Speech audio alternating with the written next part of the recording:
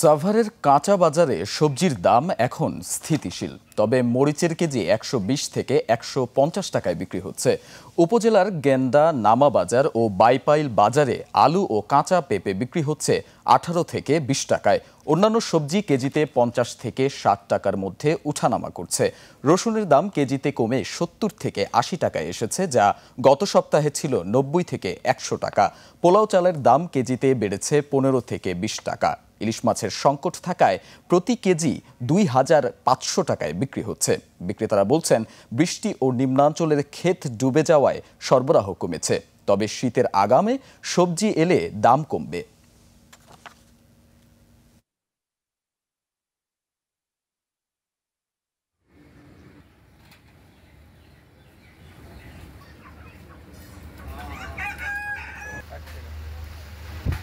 KG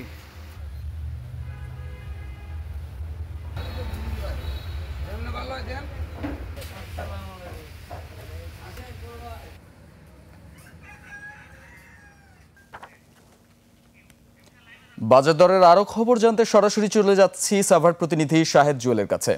Shahed, আজকের বাজার পরিস্থিতি নিয়ে আর কি তথ্য আছে আপনার কাছে, বিস্তারিত জানাবেন আমাদের।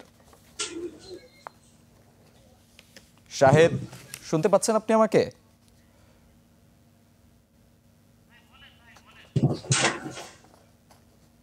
দীপু, আমি এই মুহূর্তে আছি সাভার এলাকার গেন্ডা কাঁচা বাজারের এরিয়াতে।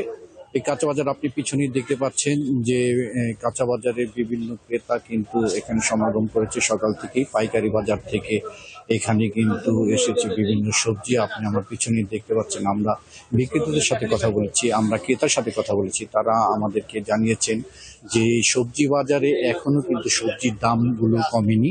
সবজির দাম কিন্তু গত কয়েক সপ্তাহ ধরে স্থিতিশীল আছে। কিছু সবজির দাম কিছু বেড়েছে, কিছু কমেছে, এইভাবে কিন্তু স্থিতিশীল আছে। তো কাঁচা বাজারে যে এই সবজিগুলো এসেছে সেই তুলনায় যে যোগানটা এখানে দেখা যাচ্ছে, সে যোগানের তুলনায় কিন্তু চাহিদা অনেক বেশি হওয়ায় কাঁচা বাজারের কিছুটা দাম বৃদ্ধি বলা চলে। আপনি আমার পিছনে, আমি যদি আপনাকে দেখাতে চাই যে এখানে কিন্তু কাঁচা বাজারে অনেক সবজিকে তারা সকাল থেকেই ভিড় করেছে, তারা এখানে এসেছে। এখানে মূলত একটি বিষয় আপনাকে দীপু বলে দিতে চাই যে সাভার আশুলিয়া এলাকা কিন্তু শিল্প অধ্যুষিত এলাকা। এখানে শ্রমিক অধ্যুষিত কিন্তু এরিয়া হওয়াতে এখানে শ্রমিকদের মূল তালিকায় থাকে কিন্তু এই সবজি মূলত সারা মাসের তালিকায় থাকে।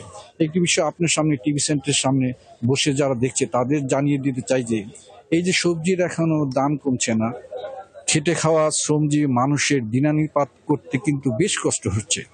তাদের জন্য বর্তমান বাজারে কোনো সুখবর না থাকলেও তাদের জন্য আসার কথা হচ্ছে এই এক মাস পরেই শীতের যে আগাম সবজি আসবে বাজারে, তা যদি পর্যাপ্ত পরিমাণে আসে তাহলে সেই ক্ষেত্রে সবজির দাম অনেকটা কম হতে পারে বলে আমাদের বিক্রেতারা জানিয়েছে।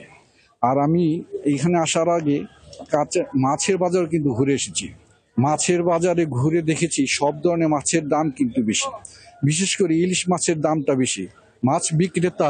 মাছ বিক্রেতারা এসেছে, তারা বলেছে যে ইলিশ মাছের যে দাম, সে দামটি কিন্তু অনেক চড়া। আমরা দেখেছি ইলিশ মাছের বাজারে যে ইলিশ মাছ কিন্তু প্রতি কেজিতে ২৫০০ টাকা করে ১ কেজি যে ইলিশ সেটি বিক্রি হচ্ছে। অন্যান্য মাছ স্বাভাবিক রয়েছে, পুকুরের মাছগুলো, কিন্তু বিল ও নদীর মাছ কিন্তু পাওয়া যাচ্ছে না। সেখানে আমরা দেখেছি মাংসের বাজার স্থিতিশীল রয়েছে।